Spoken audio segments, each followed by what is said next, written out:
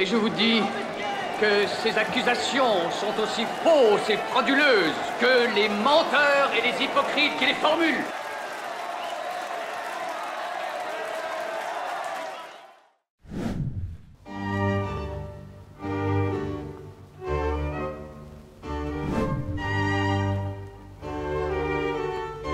Pas une semaine ne passe sans que les termes de jacobin ou de jacobinisme ne reviennent dans le débat public comme synonyme de centralisation ou de pouvoir oppressif.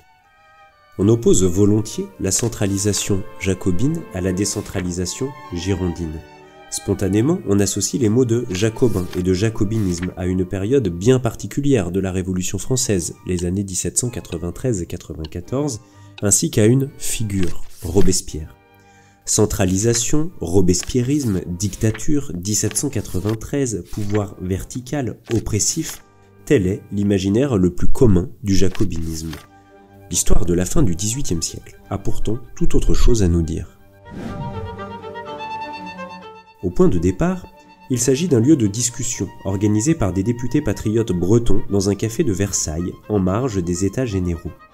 Lorsque le roi puis l'Assemblée nationale s'installent à Paris en octobre 1789, ce club prend ses quartiers dans l'ancien couvent des Jacobins. Il en tirera son nom fameux, le club des Jacobins. Il n'est pas le seul à naître à Paris à ce moment-là, ce club, mais il l'emporte rapidement en importance et en influence sur tous les autres. Ces séances attirent de plus en plus de monde, bien au-delà des seuls députés révolutionnaires. S'y pressent des sociétaires relativement aisés payant un droit d'entrée et pouvant s'y exprimer, ainsi que d'humbles spectateurs rejoignant les tribunes. Tous ces membres ne sont pas des radicaux en puissance. Robespierre, Desmoulins ou Hébert s'y expriment certes, mais aussi des partisans de la monarchie constitutionnelle comme Lafayette jusqu'à l'été 1791, de grands nobles libéraux aussi au commencement tels que Noailles ou Aiguillon, et les futurs Girondins jusqu'à l'automne 1792.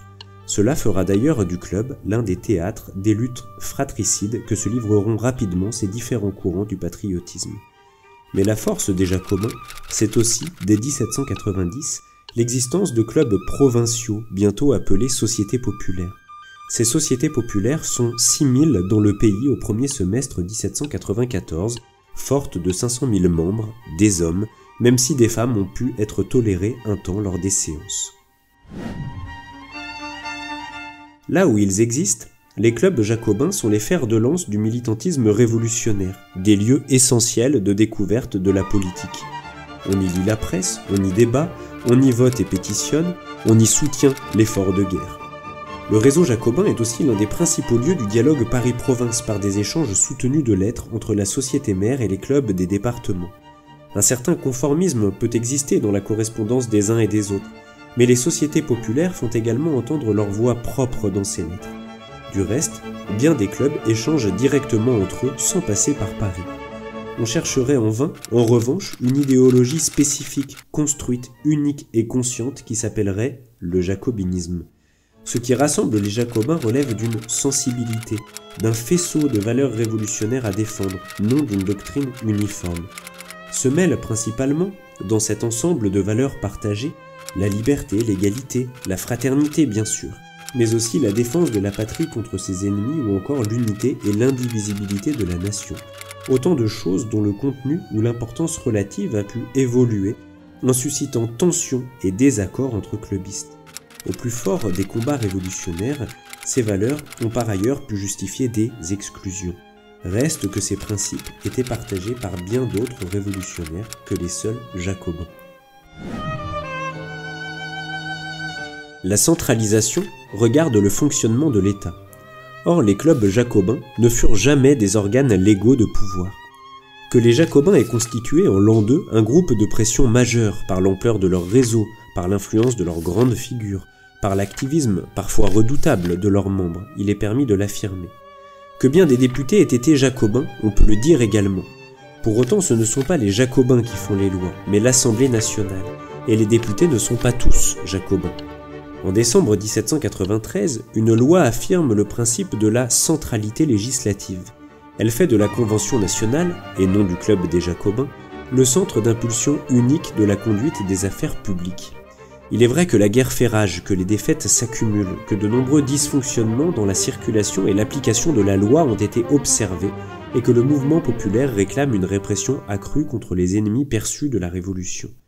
Face à tout cela, le pouvoir législatif, alors dominé par les montagnards, veut reprendre la main. Mais loin d'être imputable à une quelconque idéologie jacobine, le principe d'une réaffirmation du centre était en germe depuis 1792 au moins, comme réponse aux problèmes rencontrés par le nouveau fil conducteur des pouvoirs, départements, districts, municipalités, pour faire exécuter la loi. Les Girondins n'analysaient pas autrement la situation avant leur chute en juin 1793. En outre, même en 1793-94, l'unilatéralisme cède en réalité souvent le pas à des logiques d'interaction et de dialogue entre le centre et les autorités locales. Le réseau jacobin est démantelé après la chute de Robespierre. Aucune volonté décentralisatrice là-dedans, tout au contraire. La constitution rédigée dans la foulée par les vainqueurs du jour, celle du Directoire, est la plus centralisatrice de la Révolution. L'enjeu, pour les thermidoriens, était plutôt de dépolitiser les classes populaires pour bâtir une république sans révolution, dirigée par ceux qu'ils nommaient les meilleurs, les plus capables, autrement dit, les propriétaires aisés. Cela impliquait la disparition des sociétés populaires, levier de l'intervention des simples citoyens dans l'espace public révolutionnaire au cours des années précédentes. Pour le justifier, les thermidoriens avancèrent l'idée que les humbles, trop ignorants, se seraient laissés abuser par les grandes figures du club des Jacobins, Robespierre en tête, présentés comme des monstres responsables d'un système terroriste usant d'une centralisation totale et du réseau des sociétés populaires pour enrôler les foules dans leur turpitude violente. L'association Jacobin, Terreur, Centralisation vient de ce besoin-là, celui pour les vainqueurs de légitimer leur coup de force politique de l'été 1794 et de leur désir de bâtir une république sans démocratie. On sait la fortune durable de cette légende noire qui devait très vite en arranger plus d'un.